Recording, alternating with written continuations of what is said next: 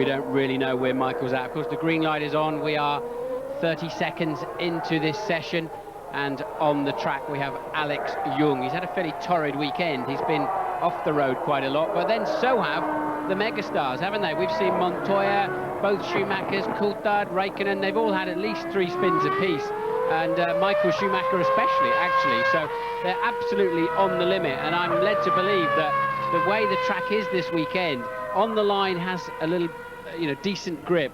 Any slight deviation from the racing line, and it's very, very slippery indeed. And there's this theory that obviously it's a relatively new track here, 99 it was finished, but each year passes and it's baked in the sun, and I think we're losing a bit of grip here. Last year's pole, a 135.2, and you have to wonder whether we're going to beat that. And of course, this last few years we've seen lap times just decreasing in big chunks, haven't we? But it seems to have stabilised in that respect, James. Well, it's like threading a needle, the eye of a needle, indeed, this circuit. Alex Yoong on board though.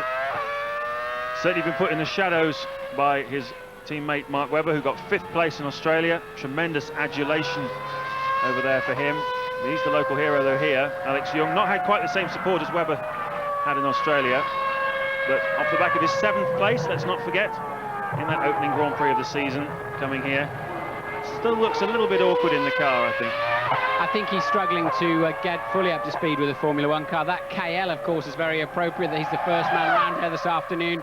Kuala Lumpur it stands for. They are sponsored by the city, and of course he is Malaysian. So as you say though, James, not exactly a rapturous response as he comes past the start finish line. In fact, now a few people up on their feet in the grandstand in front of us and clapping and cheering. So they save a bit more of that for Ferrari. Down into turn 1, braking about 60 metres before the corner. In fact, he's got a good line through there. If you can hook up with that white line on the inside of 1, and there's a bollard on 2, so you can't cut it too much. And you don't hear so much traction control working on this car. I think it's a system that's not working as well as on a Williams or a McLaren, for example. 175 up into turn 4. Another bollard on the corner to stop them cutting. And it seems calm, although not total commitment, I would say, there from Alex Yoong. He probably just wants to get a sensible lap in the back. And this is the nature of this circuit. One corner very much leading directly into another. So if you get the exit wrong of the first part, you're wrong for the entry of the next. Oh, and a bit of nasty oversteer through turn 8, up to about 170, and hard on the anchors. You must get it inside, keep it inside. That was okay, but he had to hesitate, didn't he, on the throttle, lost time on the way out, and that is where those tenths and ultimately seconds start ebbing away. Now this, I think, is the most committed corner on the racetrack. Quite a lot out of the throttle, but I think the big boys are flat out through there. It's where Coulthard went off this morning, and this is too calm. He's really not attacking it and on the way in. Therefore, he has to get hard on the throttle on the way out, and that's giving him an oversteer. He needs to carry more speed through, so he has less deceleration and less need to jump on the throttle pedal. Turn 15, and once again, almost coasting in. This morning's times are in the 1 minute 36s. This then is a 1:40.6. And how does that compare with his time this morning, James? It's exactly the same as what he set this morning, slightly faster. Alex Yoong, around about 4 seconds off the pace of what we expect the pole to be. We're looking for something in the high 1 minute 35 range this afternoon from either Mr. Montoya, one of the Mr. Schumachers, possibly even David Coulthard as well. Could get himself up there, although you have to say, Martin, that Coulthard has looked not terribly comfortable here this weekend. Several spins and a slight edginess, I would say, in the way he's been driving. Is it this problem of the single line around the track? He's just finding it hard to put the car on it.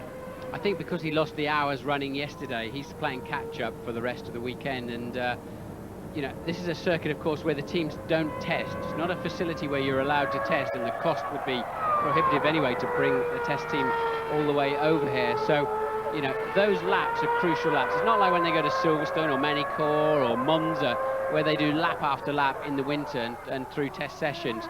And it makes a big difference when you come to a circuit such as this. Toyota managed to squeeze a test in towards the end of last season on their world tour of testing. They took in all the circuits like Interlagos, which the teams don't visit except once a year for the Grand Prix. And there's Gustav Brunner, the designer, who left the Minardi team last season rather acrimoniously and went over to Toyota. And he's doing splendid work. Mika Salo this morning 11th fastest, which is pretty good effort for a brand new team. They got the point for 6th place in Australia. Terrific start to their campaign. Is Yoong going for another lap? Yes, he is indeed. And yes, Toyota were allowed to test here. Now he's shooting in the pit lane. It's always a strange line they have to take in that last corner, and they suddenly bolt down the pit lane. But Toyota weren't competitors in the Formula 1 Championship last year, therefore they were allowed to test where they wanted to. But there are nominated test circuits in Europe, and they're the only 4 that are going to hold a Grand Prix later in the year that the teams are allowed to test at. Any other circuit they go